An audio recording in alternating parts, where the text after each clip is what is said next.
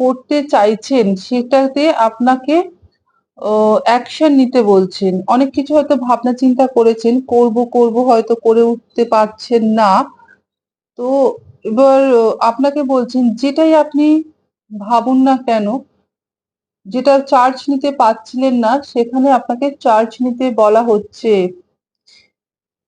হ্যাঁ? এখানেও একটা কথাবার্তা আমি বললাম না আগের থেকে অনেক বেশি আপনাদের কথাবার্তার পাওয়ার অনেক বেড়ে গেছে।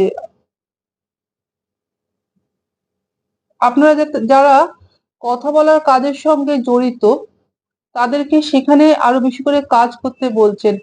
মানে ধরুন অনেকে বাচ্চাদের পড়ান, অনেকে অনেক কিছু শিক্ষা দেন বা কথাবার্তার মাধ্যমে যে কাজ আপনারা করেন সেখানে আপনাদের আরো বেশি করে কাজ করতে বলছেন নিজেদের কণ্ঠচক্রের উপরে এবং এটা যত বেশি করে অ্যাক্টিভ হচ্ছে না আপনার কমিউনিকেশন স্কিলও কিন্তু বাড়ছে, আপনার পরিধি বাড়ছে, ও অন্যকে আকৃষ্ট করতে পারছেন।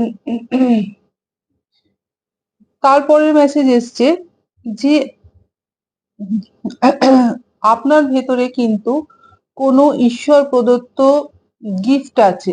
সেই গিফটটাকে আপনাকে এবার মানে খুলতে বলছেন। সেই গিফটের মোড়ক আপনি খুলুন এবং সেটা বার করে নিয়ে আসুন। আপনি হয়তো অনেকে নিজেই জানেন না আমার মধ্যে কি এমন আছে। আপনারা যারা শুনছেন, যারা এত পিওর সোল আপনাদের মধ্যে কোনো না কোনো ক্ষমতা তো অবশ্যই আছে।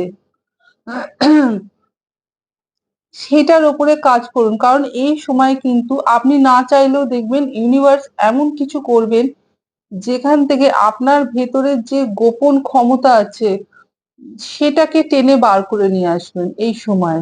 এবং আপনি তাতে কাজ করবেন। আপনি যদি স্বেচ্ছায় করেন তো ভালো, আর যদি স্বেচ্ছায় নাও করেন, ইউনিভার্স এমন কিছু করবেন, এমন কোনো স্টেপ নেবেন যেখান থেকে আপনার ভেতরের কোনো ক্ষমতা, এটা ঈশ্বর প্রদত্ত গিফট আপনার কাছে আছে, সেটাকে কিন্তু এবার খুলে ফেলতে বলছেন, সবার সামনে তুলে ধরতে বলছেন।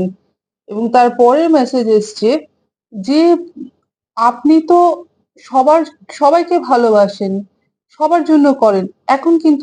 এখন থেকে আপনি নিজেকে ভালোবাসুন। কারণ আপনি সবাইকে ভালোবাসলেও নিজেকে হয়তো ভালোবাসেন না বা নিজের জন্য কোনো কিছু করেন না। আপনি নিজের মূল্য বুঝুন। কারণ আপনি হচ্ছেন অমূল্য। ডিভাইন, ইউনিভার্স কিন্তু জানেন আপনার মূল্য। কিন্তু আপনি হয়তো নিজেকে সেই মূল্যটা দিতে চান না। এখানে বলছেন যে আপনার মূল্য হয়তো কেউ কোনোদিন অর্থ অর্থ